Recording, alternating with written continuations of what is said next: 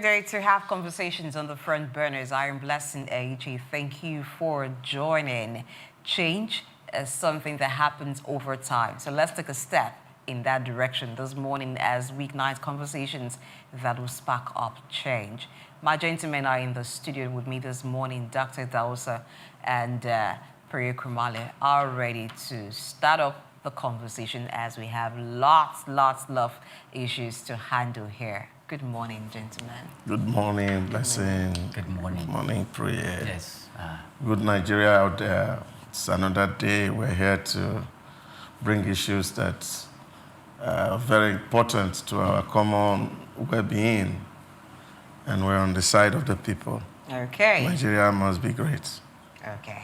All right, let's take a look at some stories that made headlines, and we'll begin a conversation from there. Something happened over the weekend, even before the weekend, I think Friday exactly, between the Nigerian Air Force and Ikeja Electric. That has been an issue generating lots of reactions from Nigerians. And the story has it that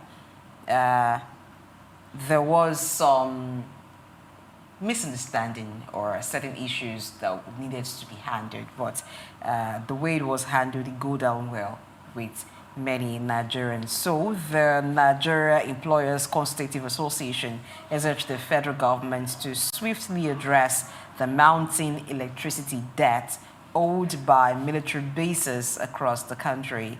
According to a statement issued on Friday, this call comes in the wake of a violent attack by Air Force personnel from the Sam Ethan Airforce Base, Ikeja, on Ikeja Electric offices in Isolo and Alausa, Lagos, following the disconnection of power to the base over unpaid bills running into billions of naira. Okay, so there are critical issues here. One is the issue of unpaid electricity bills. There was a time that MDs of government were even called out by discos over unpaid electricity bills. This one directly concerns the Air Force base owing debt, and they haven't paid. So Ikeja Electric disconnected them, and then men of the Nigerian Air Force invaded the premises of Ikeja Electric, and we saw some footages of that online. Some staff of Ikeja Electric trying to flee for safety, scaling the gate, scaling the fence, just to be able to evade the hands of or be out of the reach of officers of the Nigerian Air Force. And so the Nigeria Employers Consultative Forum is asking that the military bases that are owing should pay up their bills. But first, their reactions regarding the manner in which this happened. You're the one owing bills. You're the one who went to the NECA base, the Ikeja Electric office, and then there was violent attack there, or what happened there was violent. What's your thoughts? Well, I think it's unfortunate that we see this abuse of power and privilege a lot in our environment, and I think there are things that should be unheard of in my personal view. I don't think people should take laws into their hands, and that's not, especially those who are also empowered to actually enforce law, like the Air Force authority. They should know better that it is not in their place to use violence to resolve civil issues. By the way, what are they doing in public space? They are not supposed to be in the public space, and that's just one side of it. But I think the bigger problem, which is what we are dealing with, is the fact that we have also refused to evolve as a people. I know elsewhere, you don't see people carrying ladder up and down to disconnect light. It's high time the Nigerian electricity sector is completely digitized. If you are in America today or you are in UK and your credit ran out, Nobody will tell you to go and pay. Is it not you remain in darkness? Or you go and recharge? So I think it is the opacity in the system that's creating this window. It doesn't matter who you are. All that they need to do is that they need to meter everybody. So you pay as you use. So this issue of overhang debt, which is even an albatross on the electricity supply in Nigeria, will no longer be there. A lot had been done to do this, but because we micromanage a lot of issues, we are not able to actually achieve results. What will it take for electricity distribution companies to engage experts who can produce meter and install meters in homes, institutions, that people will have to necessarily service their meter? And then this issue of hiring people to go about town with ladder trying to remove light will no longer be there, in my view, honestly. But there is also accusation from some quarters against the discos that they have been the ones making it difficult for consumers to be metered. Some consumers claim that they have applied for the meters, paid for it, but they still have to wait a long time. Some even have to bribe in order to have meters. Now, if that is correct, does it look like the discos are the one breeding the monsters now that is attacking them? Because if you had metered institutions and individuals, the issue of estimated billing, unpaid bills, would not even arise. Even though this particular one is from a long time, I think 2013, it's like this particular base, Air Force Base, had been owing since 2013. Okay, so first of all, Nigerians who are saying, because while going through the report, some Nigerians say, yes, no, this serves the Ikeja electricity right for the Air Force officials to come there and did what they did. However, no, it doesn't serve them right. We know that the electricity distribution companies are not at their best, and they're not doing, in fact, like you rightly mentioned, that some persons must have paid for the meter and paid for a whole lot of things, and yet they do not get the services that they should have got, and whatever they need to work.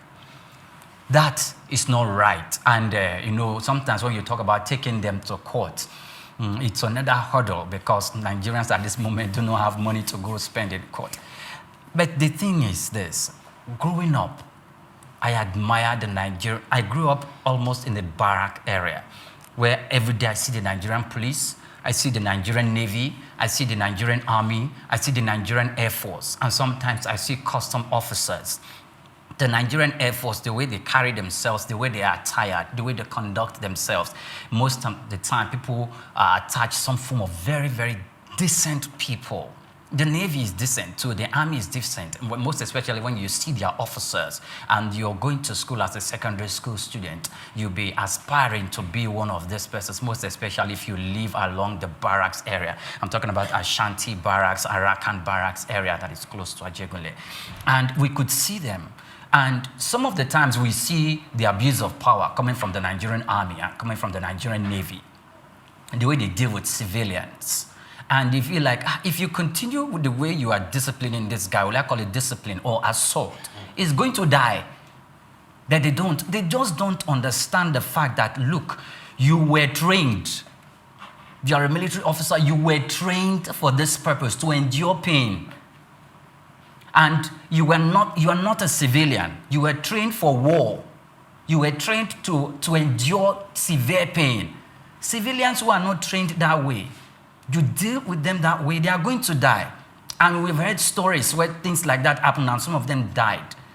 So if you have been disconnected, look at, we all know the escapees of the military in this country. What will it take a civil organization and institution to go and disconnect them?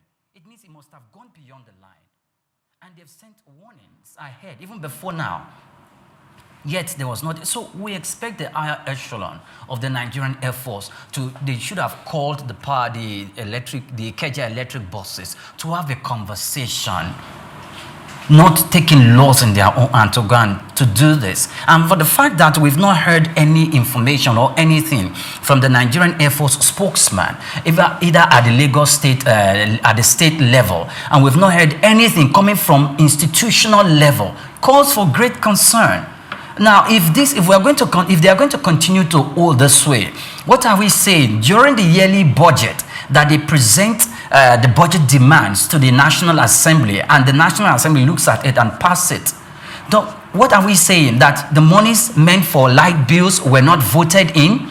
And even if they were voted in, why didn't he pay? So the government needs to investigate this to make sure that the people at the higher echelons of the Air Force, of the Nigerian Navy or Air Force, including the Nigerian immigration, that are owing the electricity companies, for them to pay or to ask questions. The money that was set aside for this purpose, for electricity, did you spend it for that purpose? Or did you put it into private use or private pocket? We need to start asking those questions, because this act doesn't speak well of the laudable and decent institutions such as the Nigerian Air Force. And the government should try to review this process, most especially the budgetary process, so we start removing that of electricity from the first line charge of the Nigerian Air Force, the Nigerian Police, or the Navy, so we don't have issues like this to reoccur. This is a private business. Okay, let's even look at the way the private business is run. You talked about Nigerians commenting on the situation online, and some saying that what happened at Ikeja Electric, the staff of Ikeja Electric deserve it, serves them right. There's a reason people say that. And it's because of experiences that some Nigerians have had with the discos, not just Ikeja Electric. Discos across different states in Nigeria, where you are given estimated bill, and then in your assessment, it's not commensurate with your usage, or is way above your usage. And people apply for meters. The difficulty in accessing these meters is one issue. It's almost like the meters are not available in the country, but people pay for these meters, and some people have to even lobby to get the meters. That's on one hand. Secondly, when there are complaints, how does the discos handle it? How do discos handle it? They treat consumers like this is a private business in their disposition towards consumers. Is there anything that shows that this is private business, and so we treat you as a consumer knowing that you are critical to our business? Or it's about the fact that you don't have a choice. Do you want electricity or not? So however if we want to treat you, we do that. That may be where those who are saying serves and right come from. But again, looking at it doesn't serve anybody right to be intimidated, particularly when the person who's intimidating is the one who's owing. You have unpaid bills of billions of naira. Let's spread this around, because it is not only the military bases that are guilty of this, MDAs of government. Now, when some of them are using electricity and don't think that they should pay up or do not want to pay up, is it that they feel entitled that because they are a government agency, so they should be given certain privileges of continuous usage of electricity without paying? Now, how does one entity begin to owe bills from the year 2013 up to the year 2025? Did you expect that that privilege you've been enjoying should continue? Do they not realize that it's a business that is running at loss? Like you said, there should have been some discussion. I want to believe that before that disconnection happened, there have been several reminders to the Air Force Base concerned that you are owing bills.